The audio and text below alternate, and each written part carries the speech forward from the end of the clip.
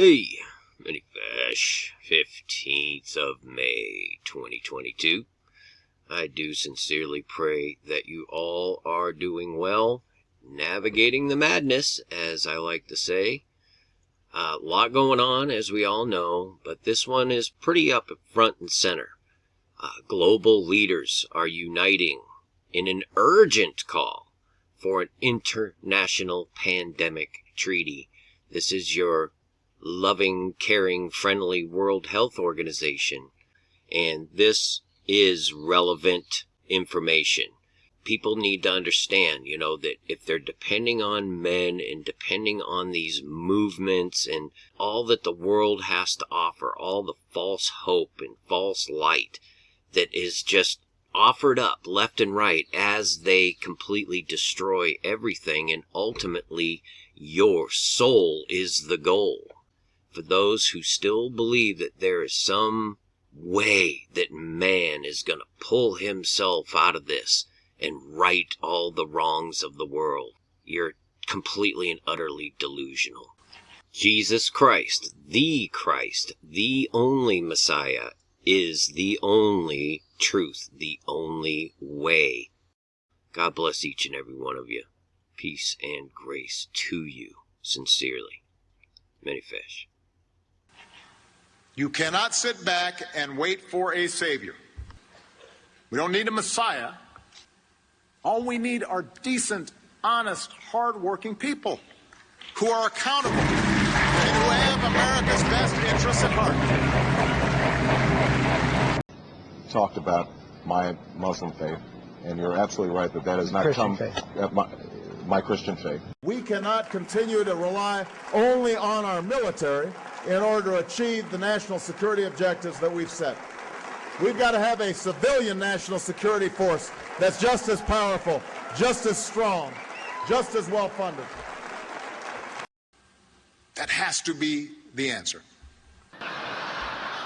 You will never see it coming.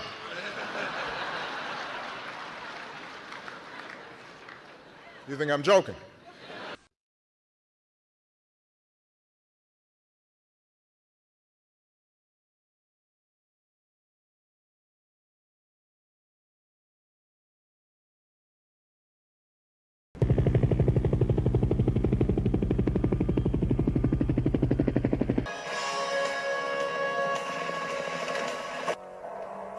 We're here to come up with the next phony baloney crisis to put Americans back where they belong, in dark rooms glued to their televisions, too terrified to skip the commercials. A new disease. No one's immune. It's like the summer of the shark, except instead of a shark, it's an epidemic. And instead of summer, it's all the time. Janice, we do have standards. This can't be a made-up disease. The only moral thing to do is release a deadly virus into the general public. We do have something we've been holding on to, but it hasn't been tested. Well, we certainly believe in testing, but A vaccine, because you want to make sure that it's safe. So that's one of the things we're really going to push on, is vaccinate somebody to prevent infection and actually make them worse. Well, we certainly believe in testing, but wow. People are suffering. People are dying. It's inconvenient from a societal standpoint, from an economic standpoint, to go through this. But this is going to be the answer to our problem. Wow. Because I know too much about the truth. Now that end of the world apocalyptic garbage. Are you familiar with what the Federal Emergency Management Agency's real power is? FEMA allows the White House to suspend constitutional government upon declaration of a national emergency. FEMA allows the White House to suspend constitutional government upon declaration of a national emergency. Today I am officially declaring a national emergency. Think about that. They told us it was biological warfare or a virus. They told us it was biological warfare or a virus. A silent weapon for a quiet war. A silent weapon for a quiet war. A silent weapon for a quiet war. They've been working on this for 50 years. These men have been secretly negotiating a planned Armageddon. Negotiating with whom? I think you know.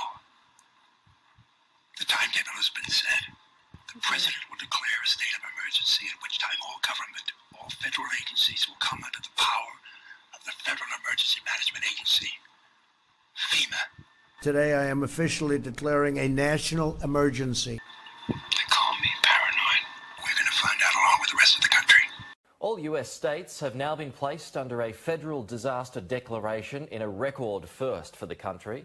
President Trump likened the pandemic to the plague during an Easter message. We're getting rid of the plague. It's a plague on our country like nobody's ever seen. But we're winning the battle, we're winning the war. We have a lot to be thankful for. Now we need to go and look in families to find those people who may be sick and remove them and isolate them in a safe and dignified manner. We're in a live exercise. It is only the beginning of what we're really doing, and now we're in a different phase. Well, Mr. President, Vice President, thank you for being here. Really appreciate your visit to FEMA.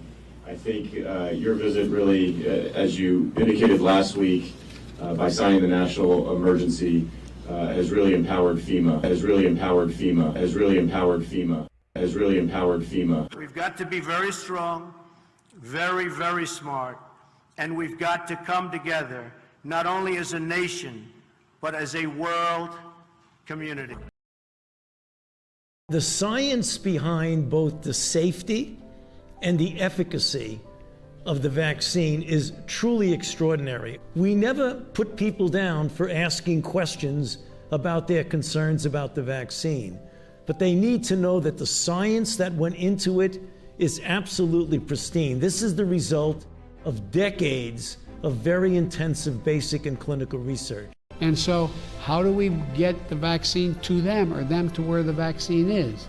We put mobile units. If you can't get to them, they can't get to the site can go to them. It's not just about you, it's about your obligation. Blessed be our new founding fathers and America, a nation reborn. May God be with you all.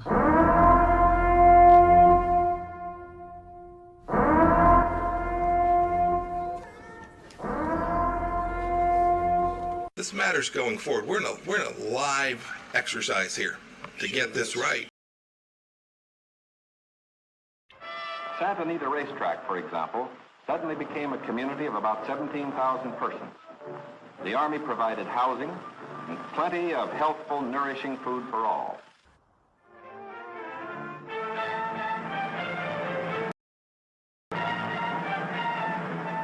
At each relocation center, evacuees were met by an advanced contingent of Japanese who had arrived some days earlier and who now acted as guides.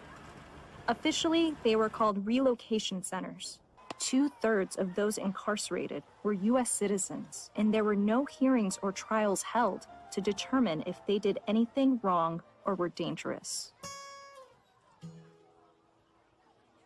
It is a big idea, a new world order, where diverse nations are drawn together in common cause.